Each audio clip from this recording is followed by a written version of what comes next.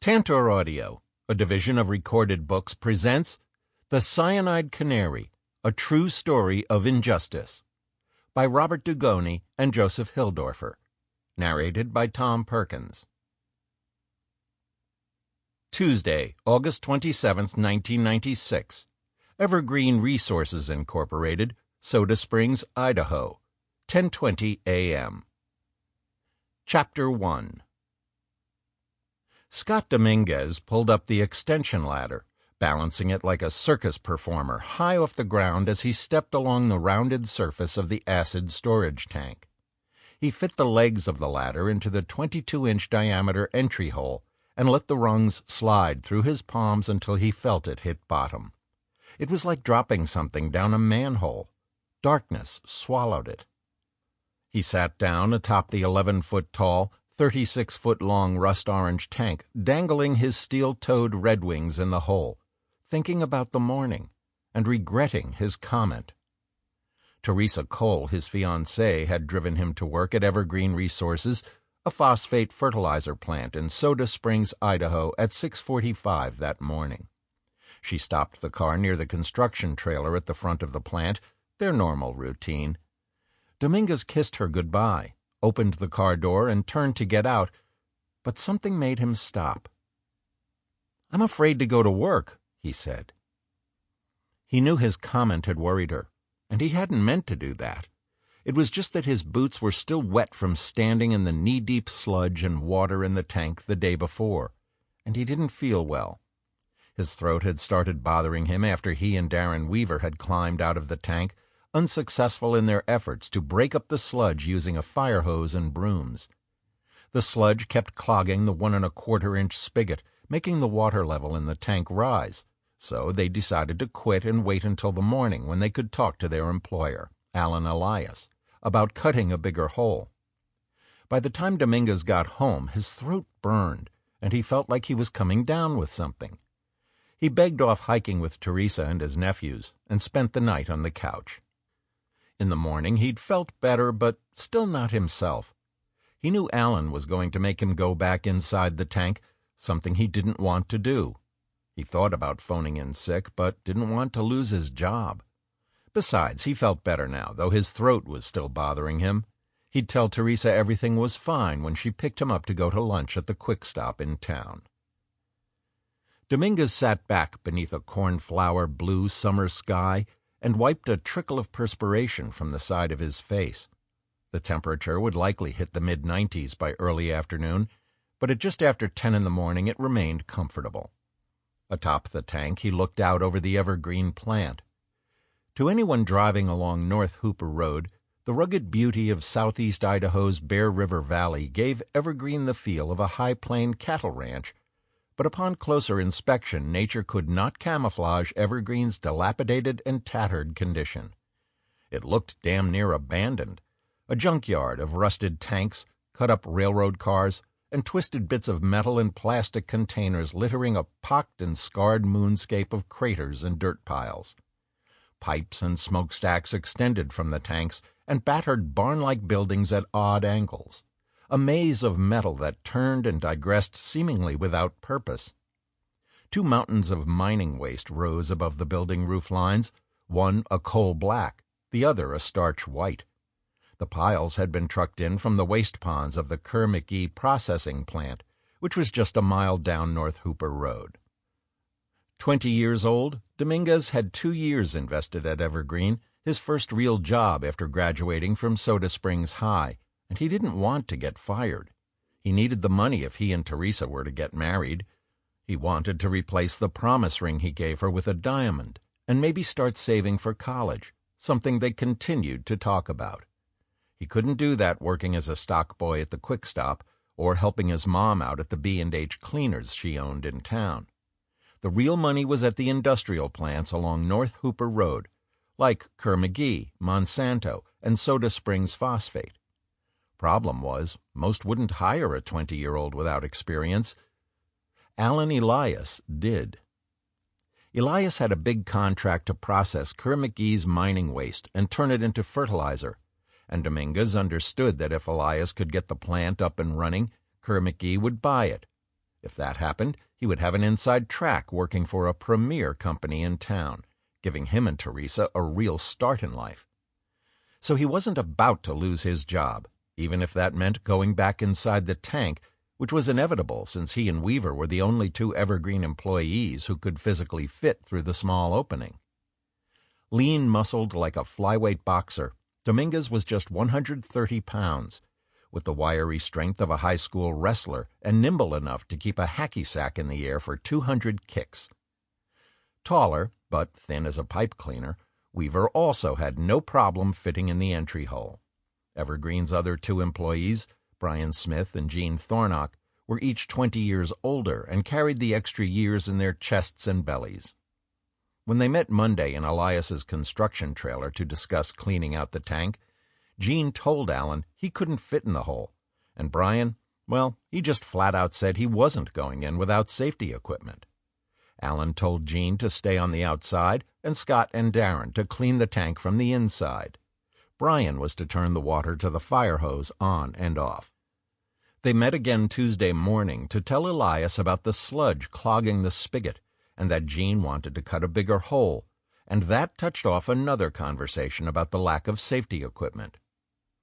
"They should be wearing full rubber gear, and they should be wearing SCBAs, Smith said, referring to a self-contained breathing apparatus which worked like scuba gear. "And the tank needs to be ventilated with air blowers. It's supposed to be tested for oxygen and gases." Even then, Smith said, "They should not be going in the tank. It should be washed from the outside." "You're not going to be directly involved in the tank cleaning," Elias replied, telling Smith he'd be working on the granulator, which was across the plant near the fire hydrant. "You can turn the water to the fire hose on and off." "My throat is kind of hurting," Dominguez said. "Yeah, it kind of irritated my throat, and my eyes too," Weaver agreed.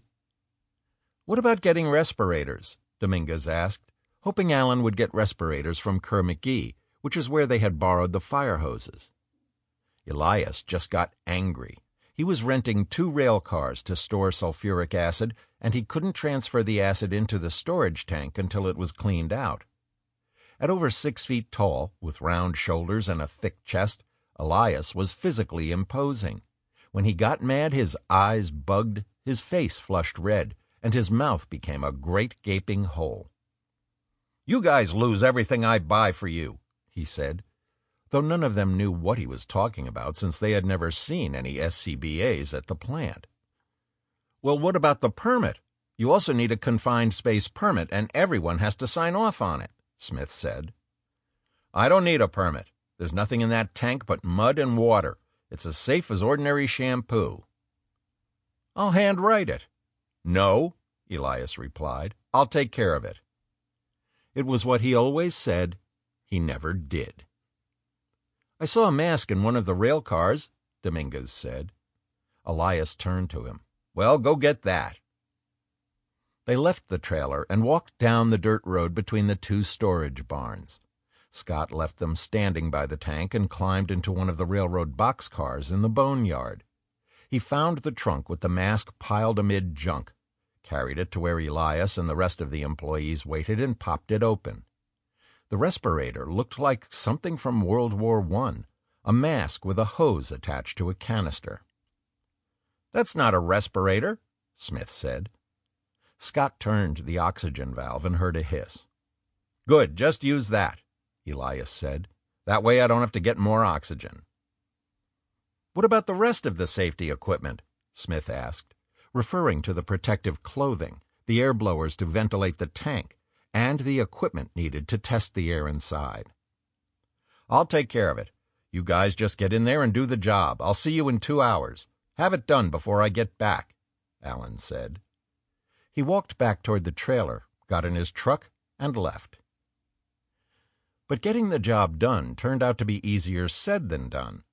The clay-like sludge continued to clog the opening, even after Gene cut a 6-inch square in the side. The water also flowed underneath the tank, forming puddles around the freshly poured 3-foot-tall concrete saddles holding it off the ground. Brian said the blue-green tint to the water indicated phosphoric acid, which could weaken the concrete. If the saddles collapsed, the tank would crash through the plant like a knocked-down bowling pin. So they had to shut it down again while Gene built a sluice to direct the water and sludge away from the back of the tank. The sluice protruded out the back of the tank like an 18th-century gold miner's trough. Atop the tank, Dominguez looked down into the hole. Maybe there was nothing to worry about.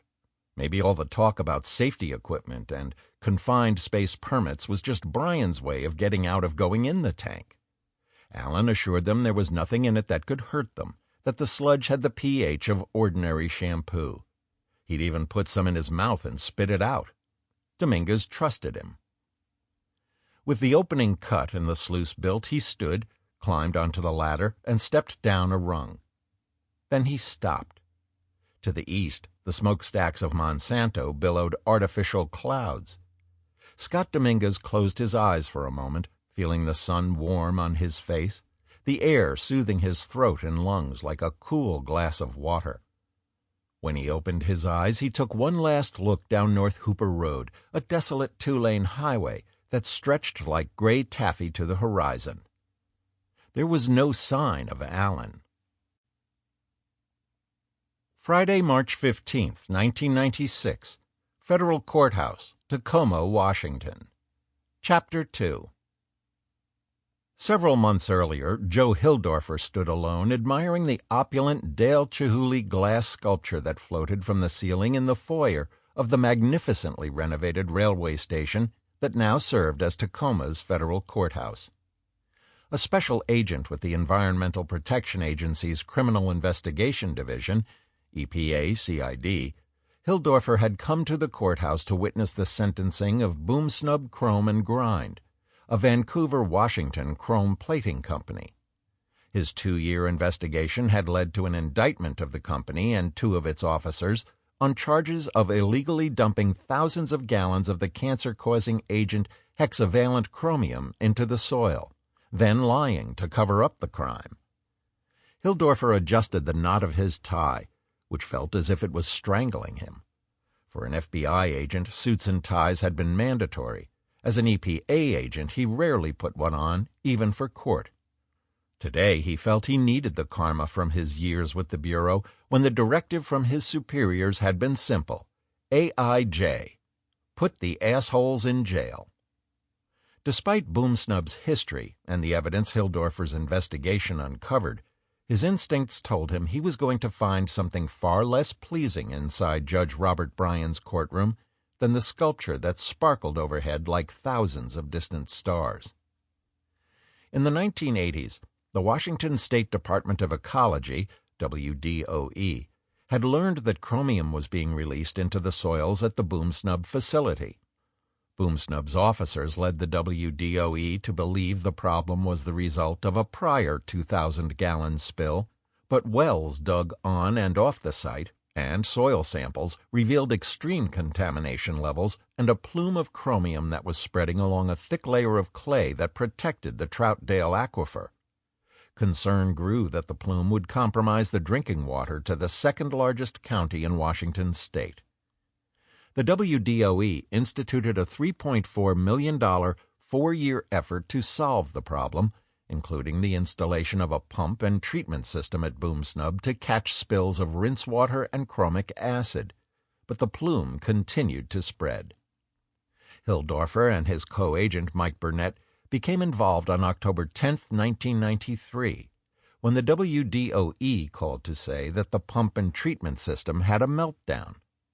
Hilldorfer and Burnett tracked down a former Boomsnub employee who said the company had been deliberately dumping chromium waste into the state's treatment system and that he had been reporting other problems to the WDOE.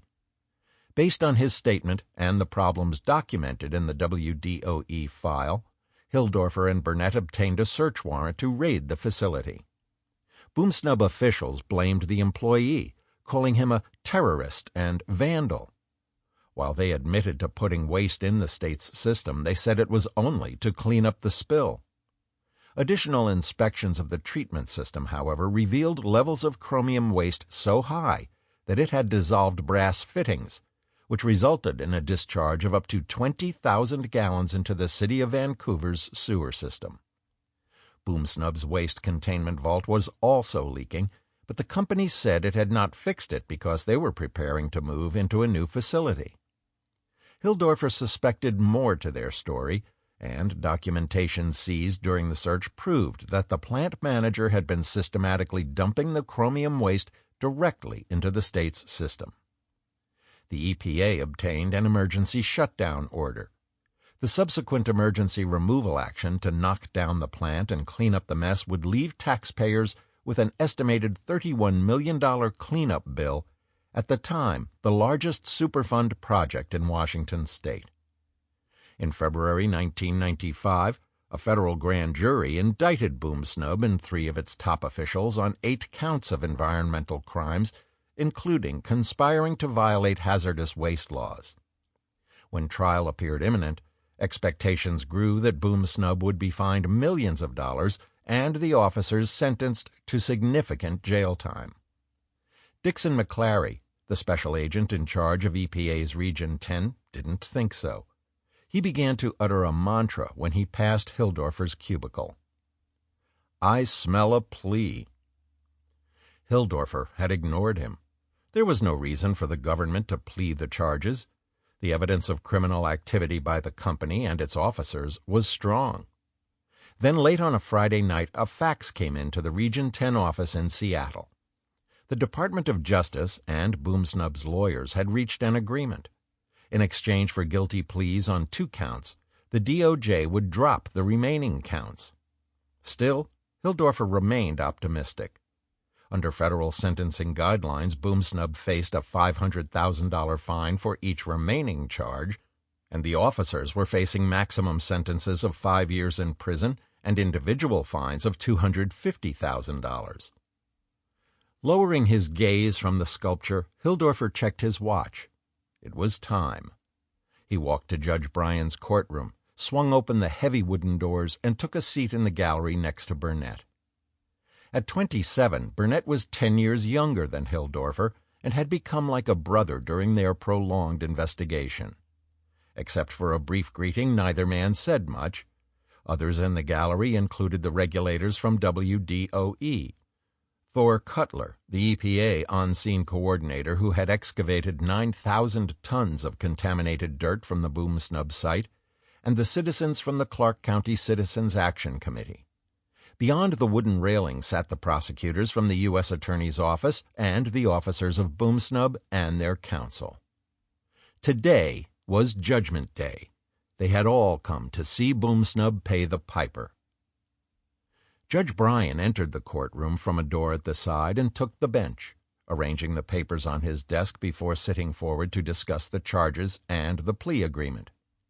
After hearing argument, Bryan sat back and said the remaining charges were no worse than someone driving through a stop sign. A pall fell over the gallery, as heavy as a gray wool blanket, suffocating the optimism that had glimmered like the Chihuly glass sculpture, and leaving Hilldorfer bereft and hollow. He thought he had prepared himself for the worst.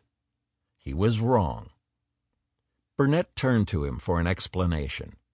The citizens of the Clark County Action Committee shifted in their seats, looking as if they'd been dropped in a foreign country, straining to understand the language. Thor Cutler's face pinched in a bewildered, sickened, pale expression. He had spent a year and a half of his life documenting the removal of the carcinogenic waste from a 70-foot hole in the ground as meticulously as an archaeologist, because Hilldorfer told him this one was going to trial. This time, people were going to jail. It wasn't. No one was.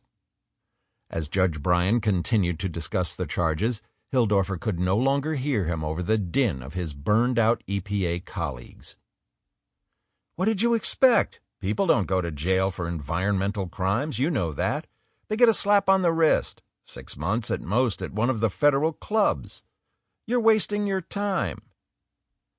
He had shut them out. He wanted to believe his investigations were different, that they were as important as his investigations with the FBI. They weren't. A federal judge had just told him so. He stood, I'm out of here." Burnett gave him a puzzled, uncertain look. Protocol required agents to remain in the courtroom to show support for the prosecutor. Hilldorfer couldn't do it. He didn't need to hear Judge Bryan say what he already knew. No one was going to jail. They'd get probation and pay a small fine, and everyone would say justice had been served. Tuesday, August 27th, 1996. Soda Springs, Idaho. 10:24 a.m. Chapter 3. Gene Thornock poked the broom handle at a clump of sludge. The blockage gave way like a dam bursting and was swept down the wooden sluice by a powerful stream of water. He bent down and looked inside the 6-inch square opening, but with his eyes adjusted to the bright sunshine, he couldn't see much inside the tank, though he could hear the force of the fire hose and Scott's and Darren's voices. "Hey, you guys okay in there?" A burst of water shot out the opening, causing him to stumble backward off balance, the water deflecting off the edges and spraying him about his face and neck. "Hey!" Weaver's cackle echoed at him from inside the drum. At 38, Thornock was nearly twice Weaver's and Dominguez's age, but at the moment circumstances dictated he was junior man on Evergreen's payroll. He started at the company in 1994 when his sister told him the owner was rebuilding the plant and needed an experienced welder. Thornock took one look at the broken-down equipment and saw job security, but it didn't work out that way. Elias never seemed particularly interested in fixing the equipment. For 2 years, it was just one odd job after the next until Allan fired him, saying the work ran out.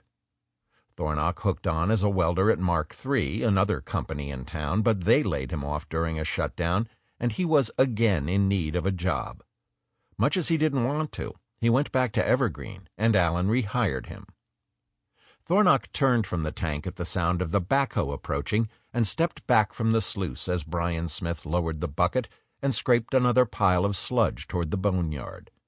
As the clatter of the engines softened, the backhoe getting farther away, Thornock heard a different sound, a hissing, like a small rattler shaking its tail at his feet. When he looked down, he saw sludge and water foaming around the soles of his leather work boots, as if eating its way through the soil. Darren Weaver shot a blast of water at the square opening, heard Gene Thornock yell in protest, and laughed loud and long. Weaver would have blasted whoever was outside the tank, but the fact that it was Thornock made it better. He didn't particularly like him, or Brian Smith for that matter. With no further sign of Thornock, Weaver returned to spraying the sludge clinging to the bottom of the tank, while Scott Dominguez used a bar to try to break it up. Weaver stood near the ladder. Scott stood toward the front of the tank, grinning the way he did, like he was up to something but wasn't about to tell you what. They had been at it off and on for about 40 minutes. They initially took turns in the tank, about 15 to 20-minute shifts, and had tried using the old chemical masks with cartridge filters, but the masks only seemed to trap the fumes, making breathing more difficult. So when Weaver came out of the tank after a shift, he tossed the mask to the side along with his safety glasses, which kept fogging over from the humidity in the tank. "It don't work," he told Dominguez. They went into the tank together, taking turns holding the hose. Weaver changed his grip to relieve the tingling in his forearms. Though it wasn't that hot in the tank, perhaps 80 degrees, his red russet hair dripped with sweat, and his T-shirt and jeans were clinging to his skin. He was also having trouble catching his breath. His chest hurt. He yelled to Dominguez, "Is it getting harder to breathe in here?" Scott looked at him as though he hadn't understood or heard the question. Weaver shouted over the force of the water, "Is it getting harder to breathe?" Dominguez nodded. "Yeah." There was no way they were going to get the job done by noon as Allan wanted. Weaver pointed to the ladder. "Let's take a break," he shouted toward the opening. "Gene, tell Brian to shut off the water." Thornock didn't respond. "Gene!" Weaver started up the ladder. The hole at the top looked as small as a dinner plate, and he felt dizzy. He looked back down, expecting to see Dominguez following him, but Scott was not at the bottom of the ladder. He still stood at the front of the tank, looking confused. "Scott?" Dominguez looked up at him. "I can't breathe," he said, and toppled face forward into the sludge and water. "Scott!" Weaver climbed back down the ladder, yelling at Thornock to shut off the water. He stumbled to Dominguez and turned him over onto his back. Dominguez's eyes had rolled back in his head, two hollow sockets of frightening white. "Scott! Scott!" A wave buckled his knees. He lunged for the ladder, clinging to it like a man cast overboard in a storm. Something was wrong. He had to get out. He pulled himself up the rungs and popped out of the hatch, gasping and out of breath, struggling to get to his feet. Atop the tank, he shouted and waved his arms, trying to get Brian Smith's attention. "Scott's down! Scott's down in the tank!" Brian Smith flipped his salt-and-peppered ponytail off his shoulder. Rings of sweat saturated his armpits and the collar of his T-shirt. He forced the lever forward, heard the gears grind and gnash, and slammed the clutch pedal to the floor, causing the bucket to jerk and the backhoe to bounce. Smith was adept at driving heavy equipment, but at the moment he was seeing red. He threw the gear into reverse, and the long scorpion arm on the back rocked up and down as he corrected his angle, lowered the teeth of the bucket, shifted forward, and scraped another pile of sludge toward the boneyard. They had no business being in there. That's what he'd told Allan that morning. Working in a tank was not something to screw around with. They needed respirators and rubber gear, and the tank needed to be ventilated. It was like talking to a wall. The stubborn son of a bitch did what he always did. Nothing. He didn't want to spend the money. "I'll take care of it." That's what Elias always said. When he swung the backhoe toward the tank, Smith saw Gene Thornock running across the plant like his ass was on fire. He looked back to the tank, saw Weaver standing on top waving his arms like he was flagging down a passing car, and knew there was a problem. When he dropped the bucket and killed the engine, Weaver's voice rang out to him. "Scotty's down, Brian! Scotty's down!" Smith bailed from the cab and ran to the edge of the tank, hollering for Weaver to drop the ladder. Weaver kept yelling the same thing. "Scott's down in the tank!" He climbed a ladder welded to the side of the molasses tank, got a running start, and jumped across to the storage tank, grabbing Weaver's hand as he landed. He dropped to his belly and stuck his head in the hole, but couldn't see Dominguez. Weaver rushed on. "He's not breathing. I asked if it was getting hot, and he just blacked out." The tank shuddered as Thornock jumped from the molasses tank, joining them at the hole. "He's at the front," Weaver pointed. "Right there." Smith caught a shape, a gray outline in the dark. Scott. "I'm going down and see if I can get him out. You stay here." At 5'7" and a well-built 180 pounds, it would be a tight fit. Smith stepped onto the ladder, raised his hands over his head, took a breath like a diver about to submerge, and squeezed through the opening. The heat and humidity hit him like a furnace blast as he made his way down the ladder and dropped into the sludge. Dominguez leaned against the side of the tank like a punch-drunk boxer struggling against the ropes to get to his feet. Smith shook him by the shoulders. "Scott, can you hear me?" Sludge covered Dominguez's body, his breathing raspy, irregular gasps for air that emitted foam from his mouth and nostrils. The pupils of his eyes were black spheres, a vacant, empty look. Smith lifted him to his feet, but Dominguez's legs buckled as if they had fallen asleep and couldn't carry him. Still, he was trying, which meant he was coherent. "Scotty, you gotta help me. Stand up." Smith leaned Dominguez against him and dragged him across the tank to where Thornock had climbed halfway down the ladder to help pull Dominguez up, but the angle was awkward. "I'm going to have to carry him up," Smith said. He gripped Dominguez's Levi's with his left arm, grabbed the rung with his right hand, and stepped up, breathing heavily, pulling air into his lungs. He adjusted Dominguez's weight on his hip and reached for the next rung, repeating the process. Thornock reached down through the hole, encouraging him. Come on, Brian, get him up here. He gasped, but it was like breathing thin. Sample complete. Ready to continue?